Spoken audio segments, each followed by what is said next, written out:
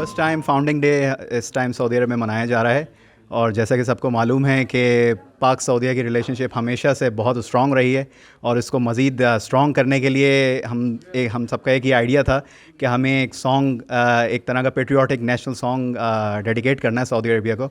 तो बड़े ही short notice के ऊपर हमें इन्फॉर्म किया गया, और अल्हम्दुलिल्लाह अल्लाह की आमद हुई और एक धुन मेरे जहन में आई जो कि मैंने अपने दोस्तों के साथ शेयर की, और वो अच्छी लगी। उसके बाद फिर मैंने ये सॉन्ग जो है वो सीक्वेंस किया, और फिर हम सब लोगों ने इसके अंदर कंट्रीब्यूशन की, और अल्हम्दुलिल्लाह ये सॉन्ग जो है वो एक बहुत ही खूबसूरत शक्ल इख्तियार कर गया।